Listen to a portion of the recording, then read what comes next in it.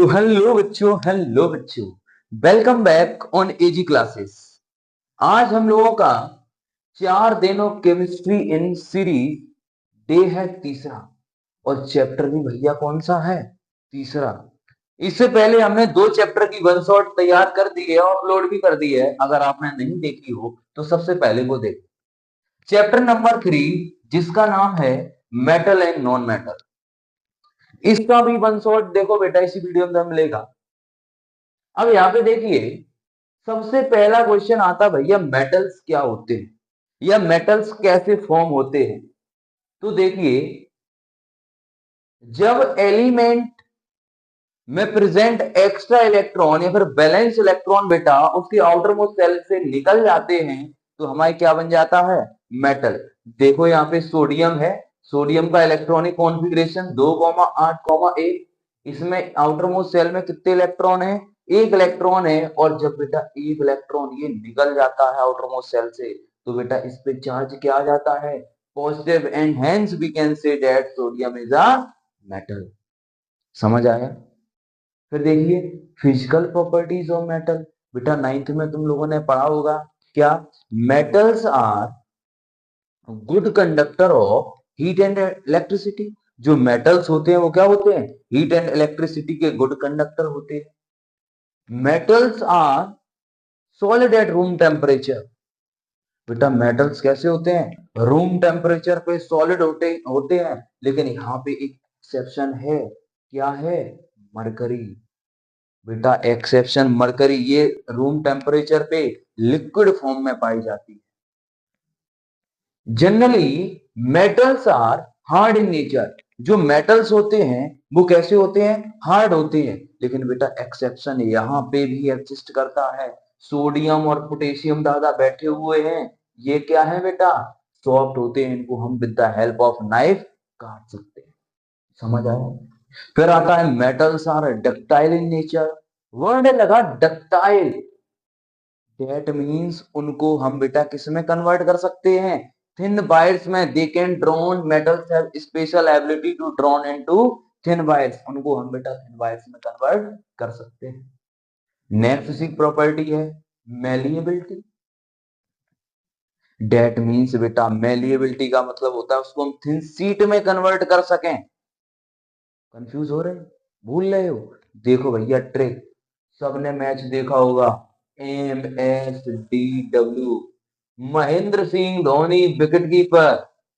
ठीक है। अब देखो बेटा, मेलिएबिलिटी का मतलब इन सीट में और डक्टाइल का मतलब वायर में। इतनी बात समझ आई? आगे देखो, metals are generally sonorous, having the property of sonority. That means जब एक मेटल दूसरे मेटल के साथ स्ट्राइक होता है तो बेटा वो रिंगिंग साउंड देता है। इसी प्रॉपर्टी को क्या बोलते हैं? सोनोरस बोलते हैं, सोनोरिटी। और लास्ट वन है metals are lustrous in nature. That means metals के पास शाइनी सरफेस होता है। बेटा कितना भी पुराने से पुराना लोहा, जंग खाया हुआ लोहा, जब उसको काटो तो उसकी सरफेस तुम्हें देखने को मिलेगी, वो चमकदार होती है एकदम। ठीक है।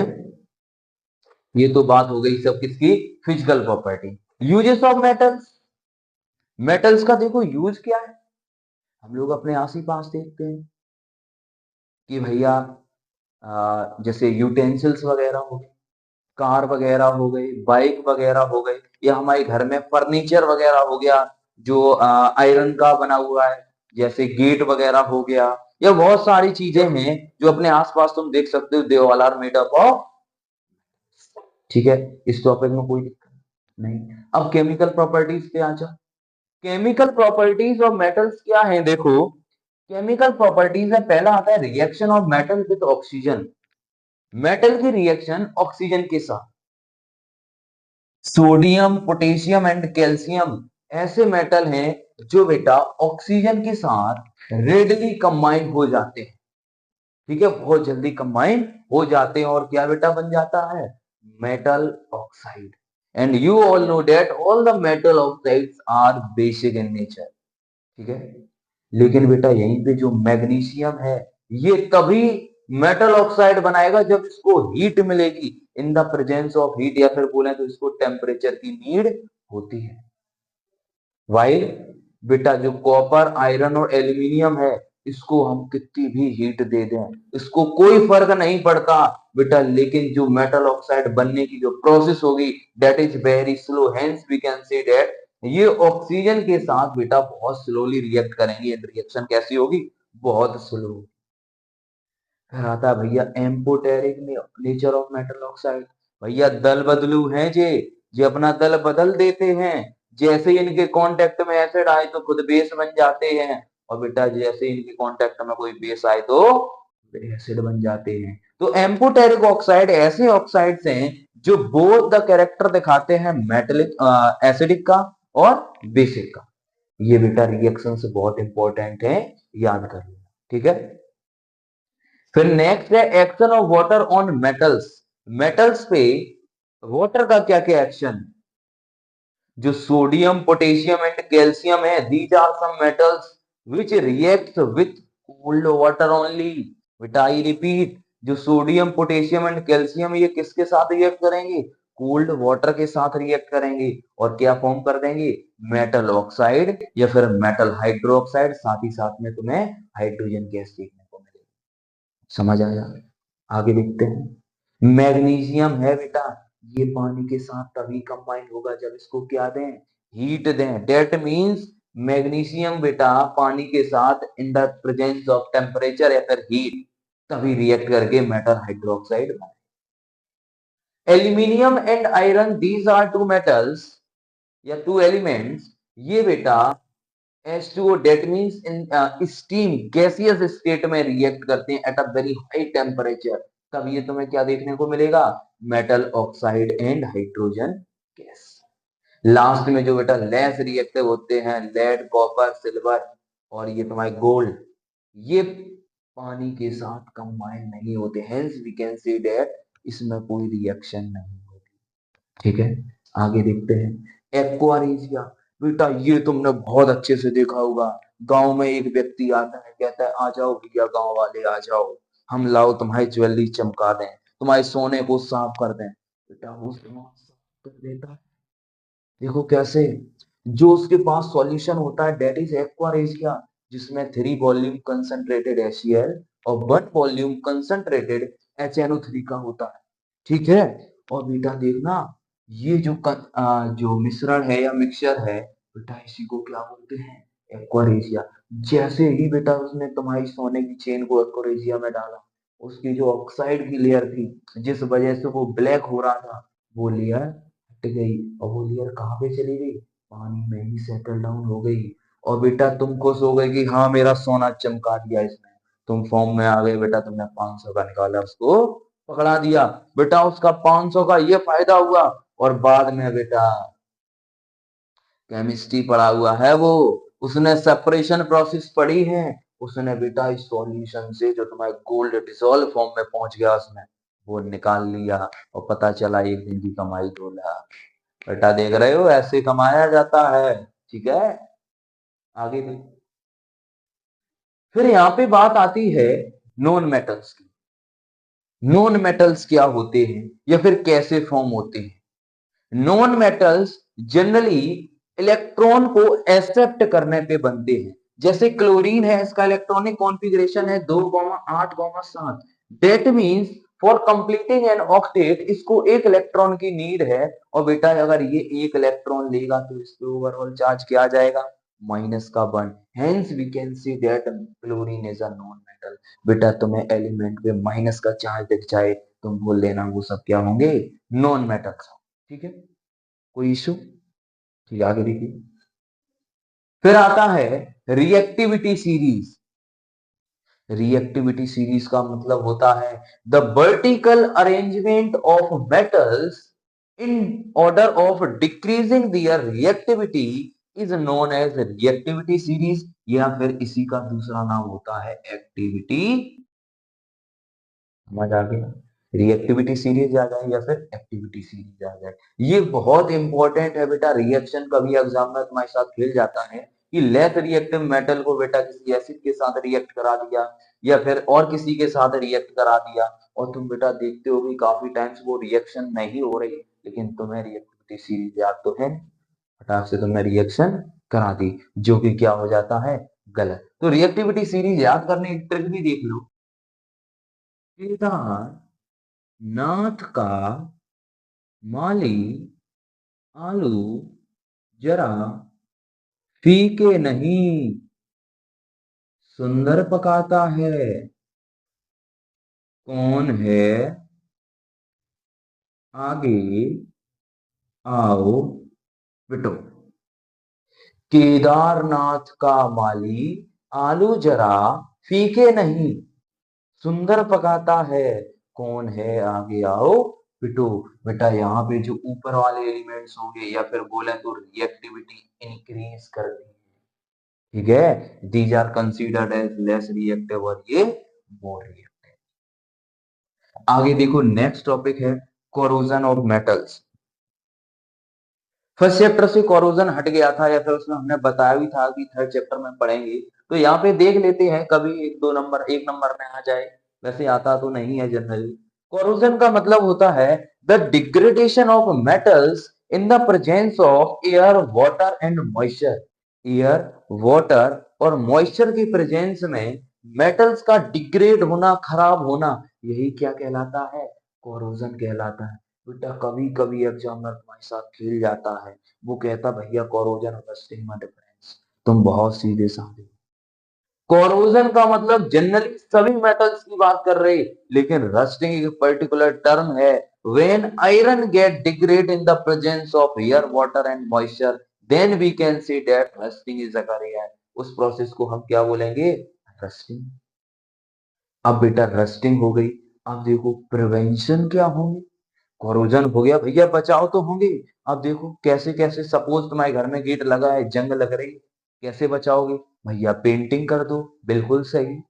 या फिर ऑयलिंग कर दो, बिल्कुल सही। या फिर बेटा बहुत सारी प्रोसेस पढ़ोगे, गैल्वेनाइजेशन, कि उस पे एक metal less more reactive metal, sorry less reactive metal की उस पे लेयर कर दी जाती है, जिससे वो फर्दर ऑक्सीजन के साथ कांटेक्ट में ना आए। या फिर तुमने देखा होगा प्लास्टिक पेंट वगैरह कर दिया जाता है। ये सब मेथड्स हैं to prevent the corrosion of metals, ठीक है। इसके आगे देखो, अभी और देखते हैं, समझ आया।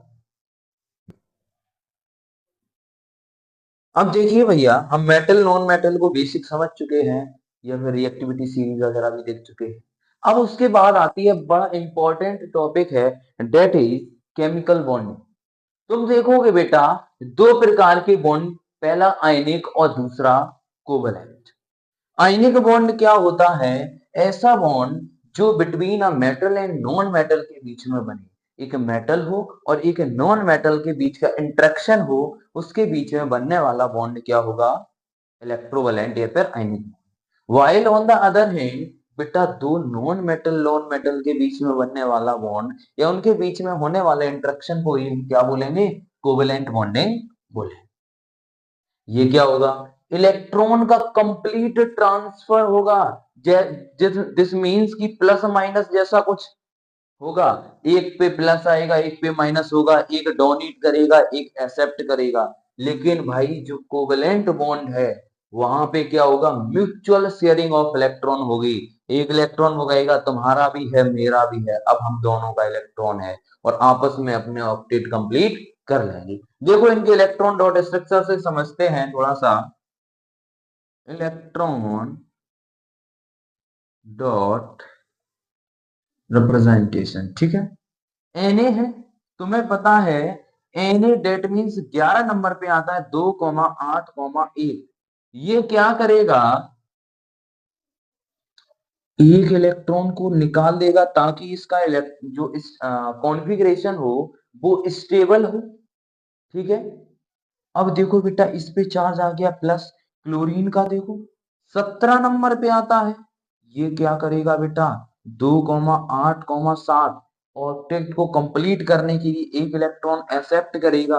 अगर इसने एक इलेक्ट्रॉन एक्सेप्ट किया तो इस पे चार्ज क्या हो गया, Cl माइनस, ठीक है। इधर देखिए बेटा, पहले इधर पूरा देख लो। अब ये देखो कैसे बनेगा, Na पे एक इलेक्ट्रॉन देखो, हमने किससे दिखा दिया, एक्स्ट्रा इलेक्ट्रॉन को डॉट से, और क्लोरीन के दिखा दिए क्रॉस से। आउटर मोस्ट में 7 है, दिखा दिया। 1 5 6 7। अब देखो बेटा, इसने क्या किया, एक इलेक्ट्रॉन ट्रांसफर किया। इसने एक इलेक्ट्रॉन दिया तो Na पे चार्ज आ गया प्लस और क्लोरीन पे चार्ज आ गया माइनस, क्योंकि इसने एक इलेक्ट्रॉन एक्सेप्ट कर लिया। ठीक है, आगे देखो, CCl4 कार्बन और बेटा चारों तरफ से किसने कवर कर लिया, क्लोरीन ने। कार्बन के पास कितने इलेक्ट्रॉन, 4 डॉट से हम दिखा रहे हैं, क्लोरीन की तरफ से दिखा देंगे। ये देखो, ये देखो, ये देखो, ठीक है, इसके भी देखो, इधर भी देखो, इधर भी देख लो। अब देखो, क्लोरीन को ऑक्टेट कंप्लीट होने के लिए 8 चाहिए, ये क्या करेगा, एक इलेक्ट्रॉन को ले लेगा। इधर से देखो भैया, ये भी एक इलेक्ट्रॉन को ले लेगा। ये क्लोरीन क्या करेगा भैया, ये भी ले लेगा और सिमिलर ये भी ले। अब कार्बन के इलेक्ट्रॉन देखिए, 1 2 3 4 है आउटर मोस्ट शेल में। ऑक्टेट के लिए 8 चाहिए, ये क्या कहेगा, ये तेरा, ये मेरा और ये तेरा। देखो बेटा, 8 हो गए, 1 2 3 4 5 6 7 8। अब देखो इनका बॉन्ड लाइन स्ट्रक्चर कुछ ऐसे। ठीक है,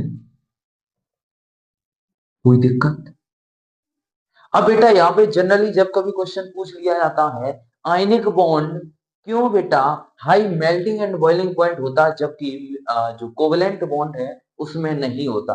तो इसका रीजन ये है बेटा, इसमें स्ट्रॉन्ग फोर्स ऑफ अट्रैक्शन वाला बॉन्ड भैया एग्जिस्ट करता है, वाइल यहाँ पे वीक वंडरवॉल फोर्स एग्जिस्ट करता है। इस वजह से बेटा ये जल्दी मेल्ट हो जाते हैं, या फिर इनका लो मेल्टिंग बॉइलिंग पॉइंट होता है और इसका हाई मेल्टिंग बॉइलिंग पॉइंट होता है। ठीक है, इतनी बात समझ है। अब इसके बाद हम लोगों का लास्ट टॉपिक बचता है, जो कि है मेटलर्जी, उसको देखते हैं। ठीक है,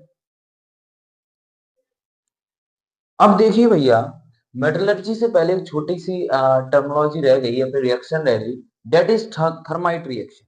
अब थर्माइट रिएक्शन में देखिए क्या होता है, एल्यूमिनियम आयरन ऑक्साइड के साथ रिएक्ट करता है और क्या मिल जाता है, aluminium oxide which is amphoteric in nature.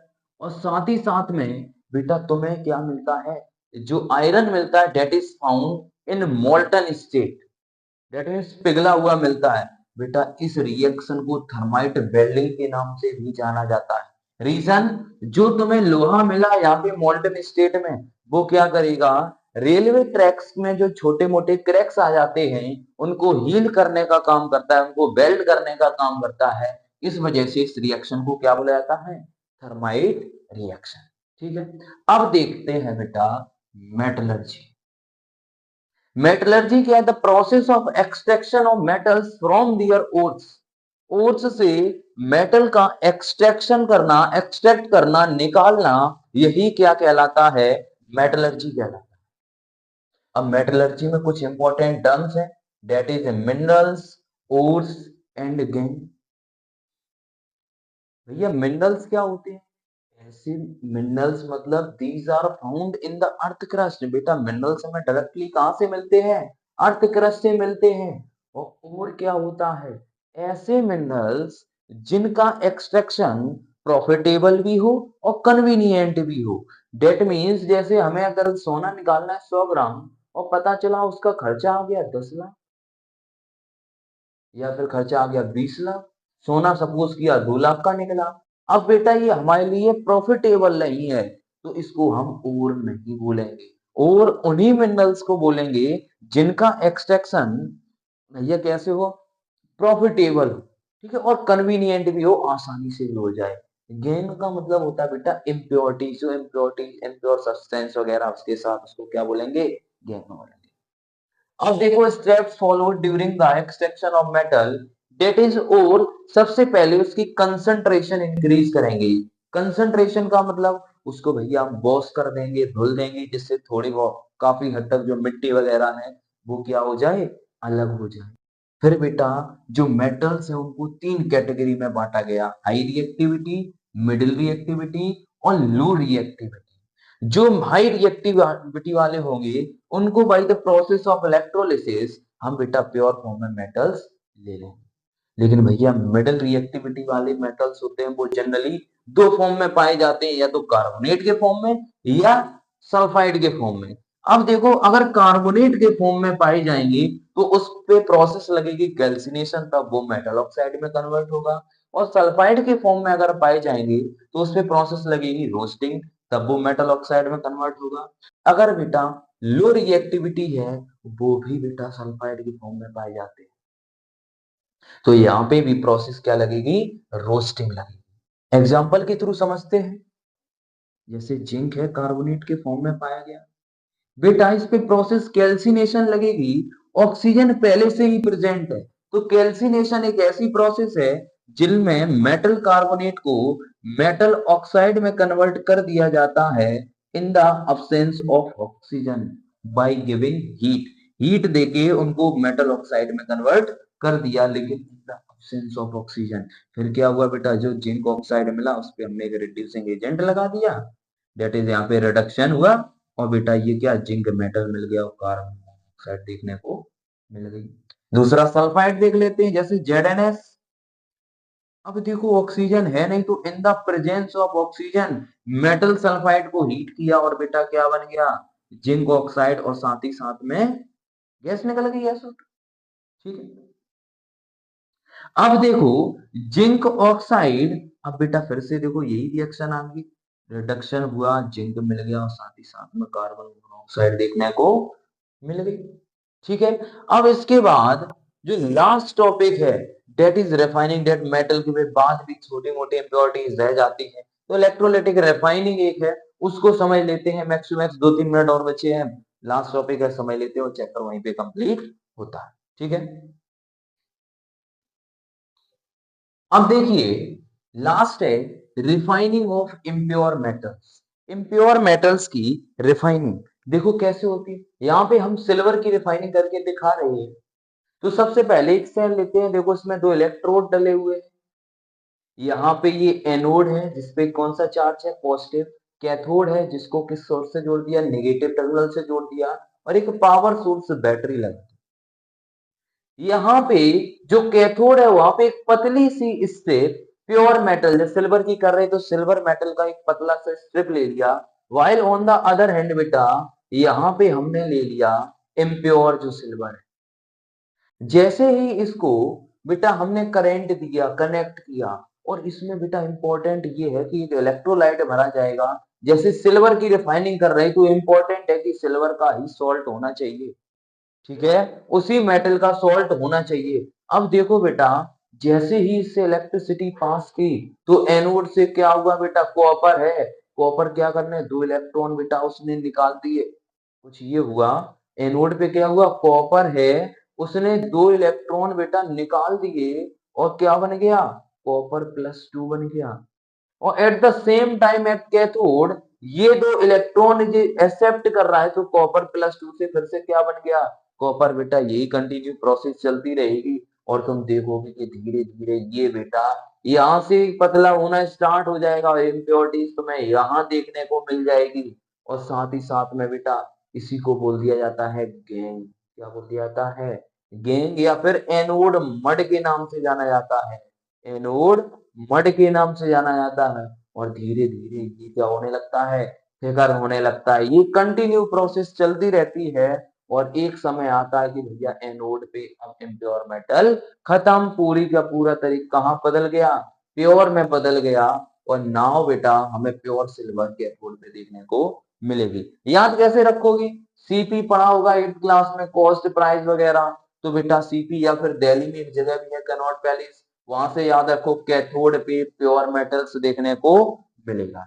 ठीक है, इसी के साथ हम लोगों का चैप्टर नंबर 3 कंप्लीट होता है। आई होप आपको समझ आया होगा।